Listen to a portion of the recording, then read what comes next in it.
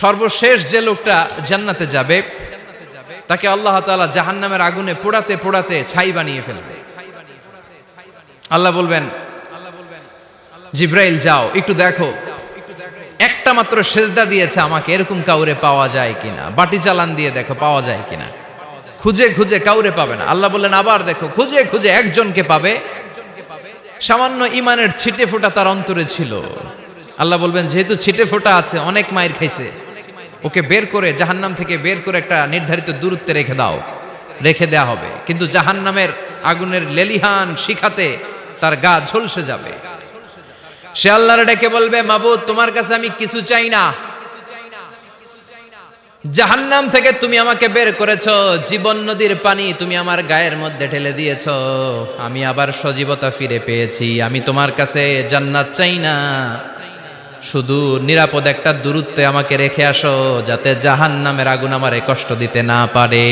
আল্লাহ আমি কিন্তু তোমার কাছে জান্নাত চাই না। কি চাই না?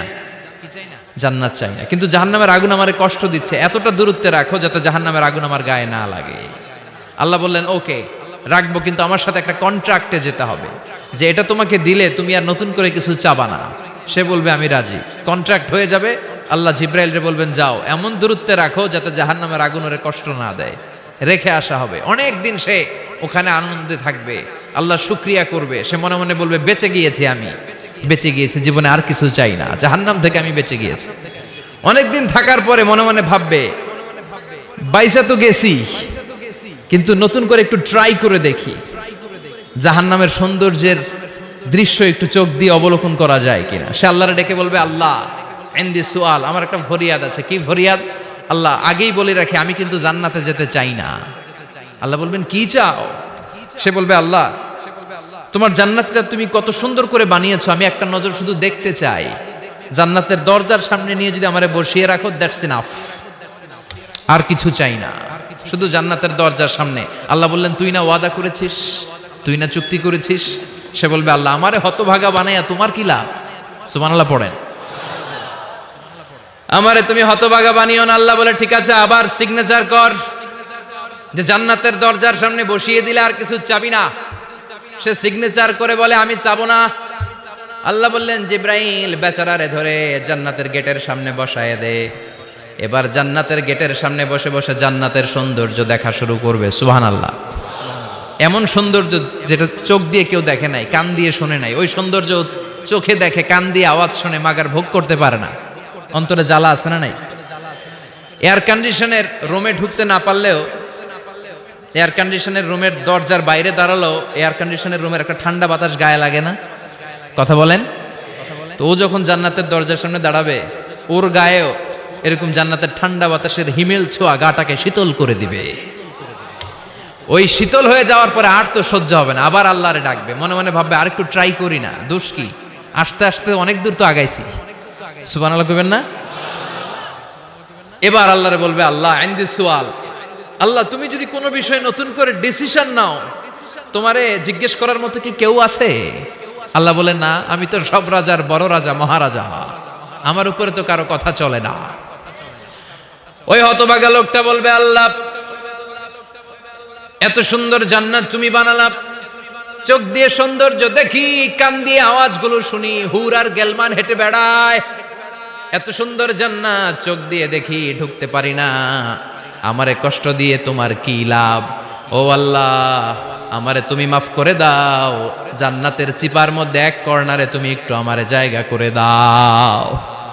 আল্লাহ বলবেন ওয়াই হাক ইয়াবনা আদম, তোর ধ্বংস হোক হে আদম জাত, মা আগদারাকা, তোর চেয়ে বড় গাদ্দার আমি আমার সৃষ্টিকুলে কাউরে দেখি নাই, কারণ তুই আমার সাথে চুক্তি করিস আর চুক্তি ভঙ্গ করিস।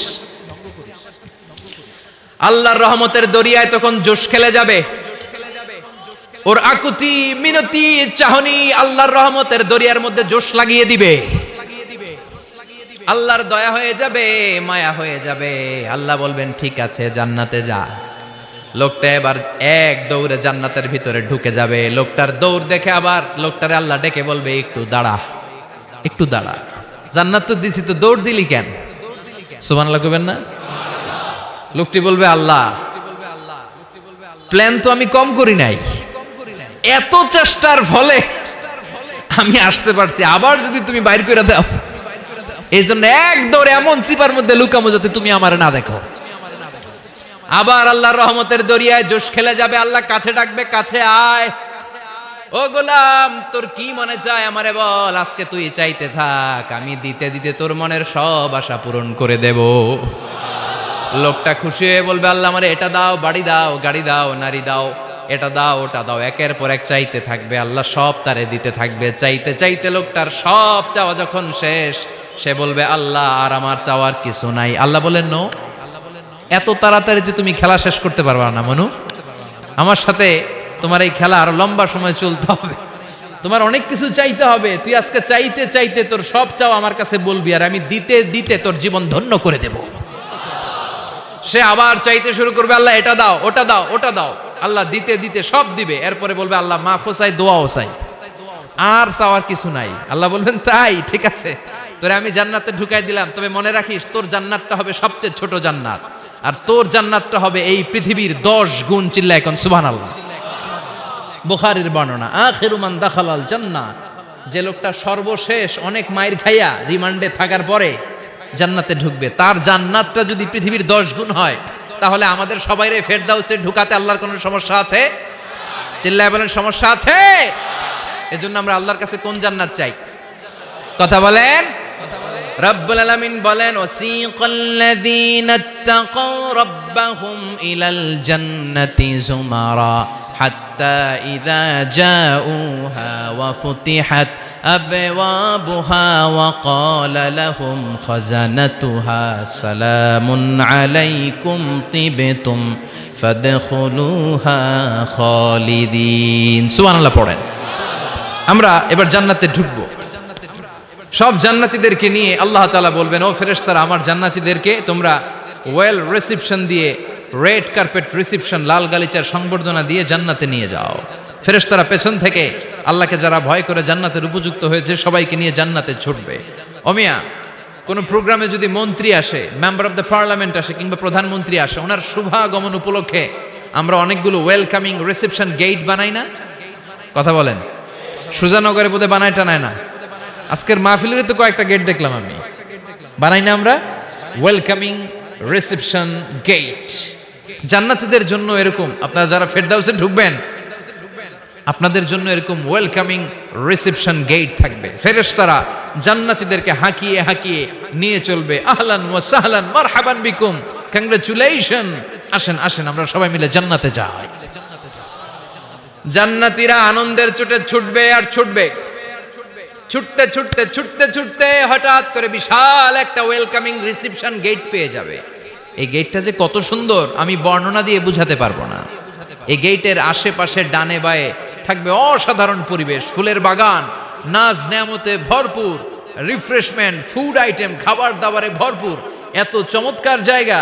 এই জায়গাটারে জান্নাতীরা দেখে জান্নাত মনে করে ওইখানেই বসে যাবে।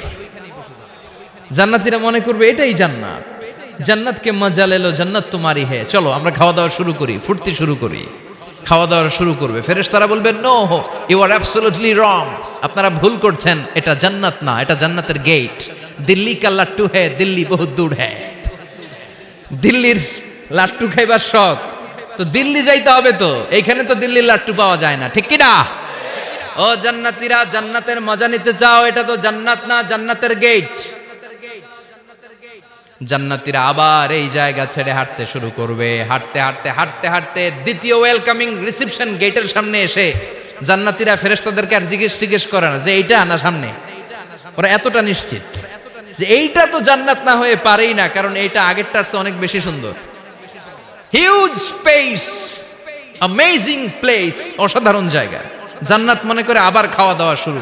ফেরেশতারা আবার বলবে, you are absolutely wrong man, the paradise is far away, জান্নাত তো অনেক দূরে, এটা ওয়েলকামিং রিসেপশন গেট।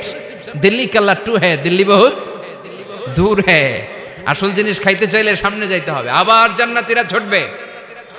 যেতে যেতে যেতে যেতে 3 নাম্বার গেটের সামনে আসবে। এবার 100% নিশ্চিত। 3 নাম্বার গেটে এসে সবাই 100% কনফার্ম যে এটা জান্নাত না হয়ে পারেই না। লেটস চিয়ার, চলো এবার চিয়ার করি। কি করি? আনন্দ উৎসব করি, ফেরেশতারা বলবে না, ভুল করছেন, এটাও না, জান্নাত সামনে, সুবহানাল্লাহ পড়ে। 3 নাম্বার গেট পেরিয়ে সব জান্নাতীদেরকে নিয়ে ফেরেশতারা আসল জান্নাতের দরজায় আসবে। আসল দরজা, সুবহানাল্লাহ পড়েন। আসল দরজা দিয়ে যখন জান্নাতের ভেতরে জান্নাতীরা ঢুকবে, জান্নাত দেখে তারা অবাক, লাজবাব, থান্ডার্ড, পাজলড, সারপ্রাইজড, অ্যাস্টনিশড, অবাক করা কাণ্ড। How come, how it's possible, এত সুন্দর নেয়ামতের আলোকচ্ছটা কেমন হতে পারে?